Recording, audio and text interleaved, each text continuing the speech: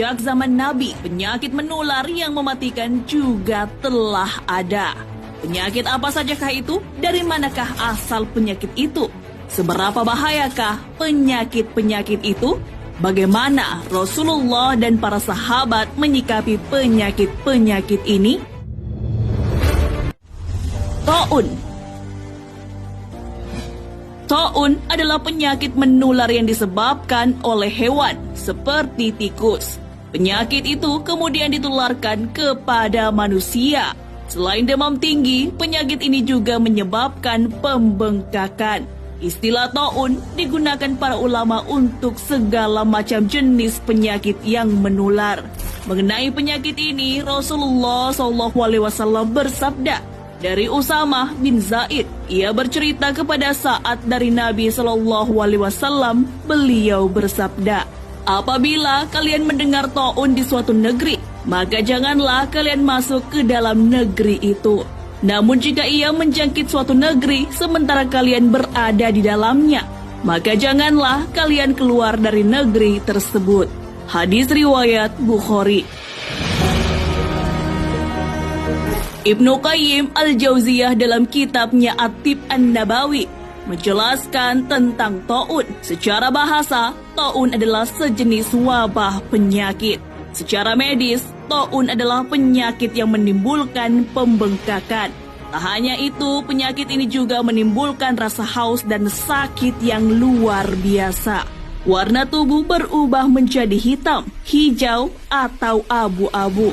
Kemudian muncullah nanah. Penyakit ini biasanya menyerang 3 tempat di badan manusia, yaitu ketiak, bagian belakang telinga, dan ujung hidung.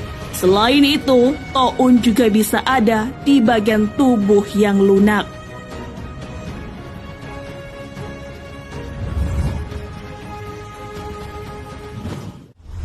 Kusta. Judzam atau penyakit kusta biasa juga disebut lepra. Penyakit ini disebabkan oleh bakteri yang ada pada cairan dalam hidung. Ketika bersin atau batuk, udara yang sudah bercampur dengan bakteri ini dapat menulari orang yang menghirupnya. Rasulullah SAW meminta perlindungan kepada Allah Subhanahu wa Ta'ala dari penyakit ini. Dari Anas bin Malik bahwa Nabi SAW pernah berdoa, ya Allah, sesungguhnya aku berlindung kepadamu dari penyakit belang, gila, kusta, dan dari penyakit buruk lainnya. Hadis riwayat Abu Daud. Nabi Muhammad SAW memberi nasihat kepada umatnya agar menjauhi orang yang berpenyakit lepra. Hal ini sesuai sabda beliau. Dari Abu Hurairah, Rasulullah bersabda, jauhilah orang yang terkena lepra, seperti kamu menjauhi singa. Hadis riwayat Bukhari.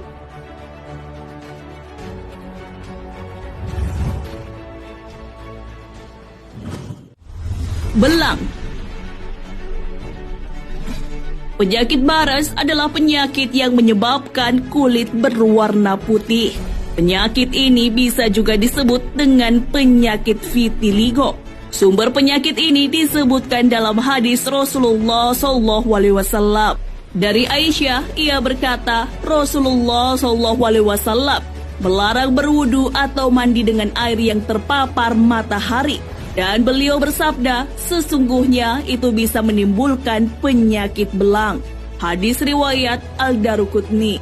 Al-Qadi Abu Bakar Al-Bakilani menyebutkan bahwa penyakit ini adalah penyakit menular.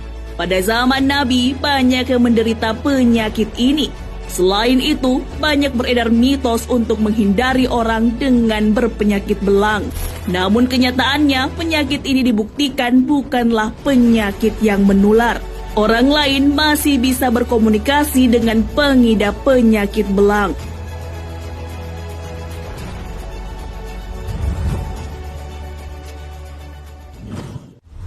Kudis.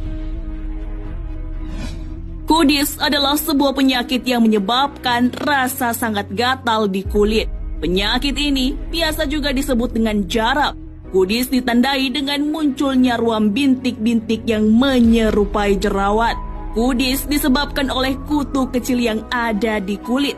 mengenai penyakit ini dinyatakan sebagai penyakit yang menular.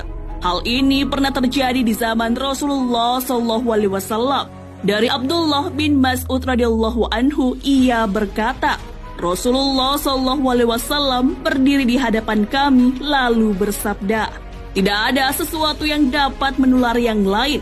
Ada seorang Arab pedalaman berdiri, kemudian ia membantah, wahai Rasulullah, awal mula kudis menyebar itu lewat mulut atau ekor seekor unta, lalu menyebar hingga unta yang lain menjadi kudisan semuanya.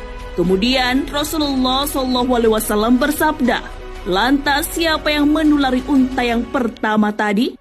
Hadis riwayat Ahmad. Penyakit ini sudah dikenal hampir seabad lalu. Kudis disebabkan oleh tungu sejenis parasit hewan Sarcoptes scabiei, SKBI tipe hominis. Kutu ini menjalani siklus hidupnya di lapisan kulit manusia. Ia akan berkembang biak dengan cepat jika tak dilakukan pengobatan yang tepat dan cepat.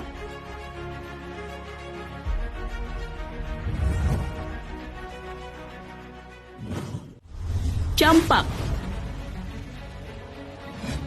Penyakit ini umumnya menyerang anak-anak, ditularkan melalui bersin dan batuk. Penampakan penyakit ini ditandai dengan munculnya bintik merah. Hal ini pernah terjadi pada zaman Rasulullah SAW. Dari Asma berkata, seorang wanita bertanya kepada Nabi SAW. Katanya, wahai Rasulullah, sesungguhnya putriku menderita penyakit campak hingga rambutnya rontok. Sementara saya hendak menikahkannya. Apakah saya boleh menyambung rambutnya? Beliau bersabda, sesungguhnya Allah melaknat orang yang menyambung rambutnya dan yang minta disambung. Hadis riwayat Bukhari. Abu Bakar Muhammad bin Zakaria Al-Razi adalah seorang dokter atau tabib yang bisa mendeskripsikan campak dan cacar air. Keduanya memiliki perbedaan. Sebelumnya, kedua penyakit itu disamakan. Dalam kitab Al-Judari wa Ihasba, beliau menjelaskan keduanya memiliki tubuh kurus, hangat dan kering, lebih mudah terserang campak. Pada musim panas yang kering atau musim semi yang panas, kering dan tanpa hujan, campak akan mudah menular.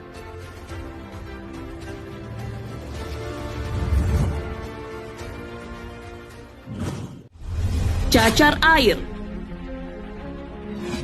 Cacar air menular ketika terkena air liur atau cairan dari bintik merah akibat cacar. Cacar air juga disebut judari. Judari biasanya terletak pada bagian punggung dan perut. Dari Ibnu Abbas, ia memarfukannya sampai kepada Rasulullah SAW tentang firman Allah dalam surah An-Nisa ayat 43. Dan jika kamu sakit atau sedang dalam musafir. Lalu beliau berkata, jika seseorang terkena luka di jalan Allah lalu bernanah atau terkena penyakit cacar, lalu dia terkena junub dan takut seandainya dia mandi akan menyebabkannya meninggal, maka dia boleh bertayamum. Hadis riwayat Al-Hakim. Penjelasan tentang cacar air juga dijelaskan Muhammad bin Zakaria Al-Razi. Waktu penyebaran cacar air adalah akhir musim gugur dan awal musim semi. Gejala demam, sakit punggung, gatal di hidung, dan gangguan tidur akan dirasakan penderita sebelum pecahnya cacar air.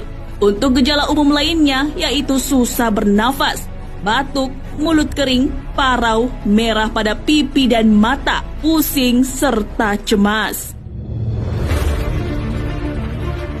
Nah, sahabat beriman, itulah beberapa macam penyakit menular yang ada di zaman Rasulullah SAW dan para sahabat. Penyakit-penyakit itu tak hanya menular, tapi juga mematikan, namun tetap bisa diatasi. Rasulullah telah mengajukan untuk tak memasuki daerah terjangkit wabah.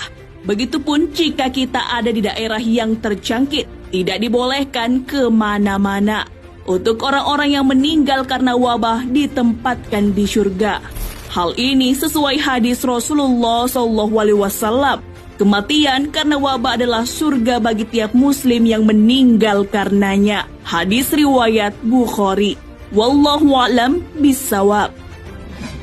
Sahabat beriman, jangan lupa berbagi informasi dengan share video ini. Karena sebaik-baik manusia adalah yang paling bermanfaat bagi manusia. Wassalamualaikum warahmatullahi wabarakatuh.